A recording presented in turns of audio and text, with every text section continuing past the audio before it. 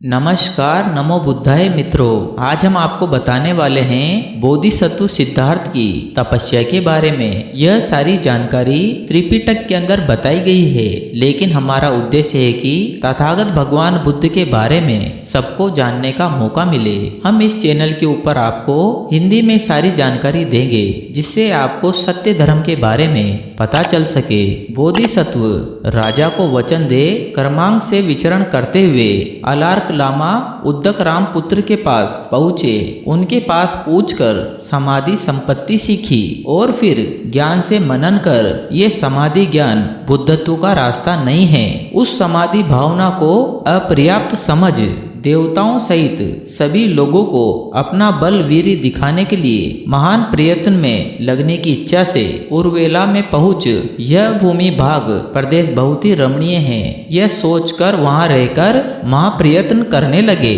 उस समय यह भी धारणा थी कि देवताओं को अपना बल वीर्य दिखाने से मुक्ति मिलती है। कौंडन्य आदि 5 परिव्राजक पंचवर्गीय भिक्षु भी गांव शहर राजधानी में भिक्षाचरण करते थे और वह 5 भिक्षु भी बोधिसत्व के पास पहुँचे और उन्होंने सोचा अब बुद्ध होंगे। इस आशा से वह भिक्षु उनके साथ 6 वर्ष तक महाप्रयत्न करने के समय आश्रम की झाड़ू बादरी आदि सेवाओं को करते थे और वह 5 वहां बोधिसत्व के पास रहे। और बोधिसत्व भी अंतिम दर्ज की दुष्कर क्रिया करूंगा सोच एक तिल तंडुलादि से भी कलक्षेप करने लगे। उस समय यह भी धारणा थी कि एक तिल का दाना रोज खाने से मुक्ति मिलती है और बोधिसत्व ने आगे चलकर आहार ग्रहण करना ही सर्वथा छोड़ दिया। उस समय यह भी धारणा थी कि आहार ग्रहण करना छोड़ देने से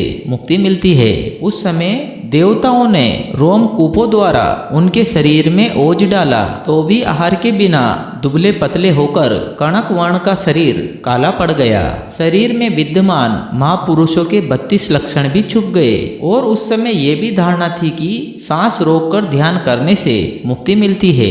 एक बार बोधिसत्व श्वास रहित ध्यान करते समय काया कलेश से भी बहुत पीड़ित एवं टहलने के चबूतरे पर चक्कर आकर भूमि पर गिर पड़े। तब कुछ देवताओं ने कहा गौतम बुद्ध मर गए, कुछ ने कहा अरहंत व्यक्ति का विहरण चर्या ऐसी ही होती है। तब जिन देवताओं का विचार था कि श्रवण गौतम मर गए, उन्होंने जाकर शुद्धोधन राजा से कहा तुम्हारा पुत्र मर गया। शुद्धोधन राजा ने कहा मेरे पुत्र ने बुद्ध होने के पश्चात शरीर छोड़ा अथवा बुद्ध होने से पूर्व ही शरीर छोड़ दिया। और जिन देवताओं ने कहा आपका पुत्र बुद्ध ना हो सका, प्रयत्न करते हुए भूमि पर गिरकर मर गया। और इस बात को सुनकर राजा ने इस बात का विरोध किया, मैं इसमें विश्वास नहीं करता, बुद्ध हुए बिना मेरे पुत्र को मृत्यु होने वाली नहीं है। और राजा ने किस लिए विश्वास नहीं किया? तपस्वी काल देवल की वंदना करने के दिन तथा जामुन के वृक्ष के नीचे अलौकिक घटनाएं देखने के कारण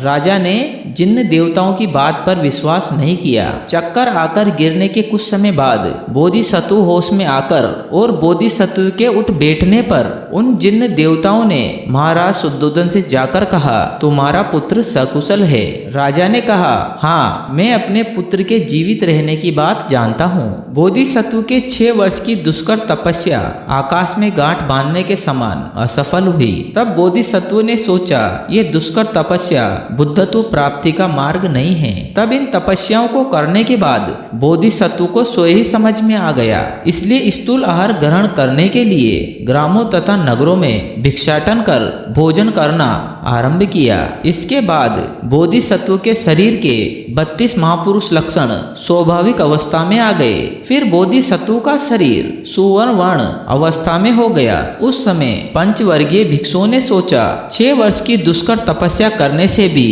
यह सर्वज्ञता को प्राप्त नहीं कर सका, अब गांव आदि में भिक्षा मांगकर स्थूल आहार ग्रहण करता हुआ तो यह क्या ही कर सकेगा। यह लालची है, तपस्या के मार्ग से भ्रष्ट है।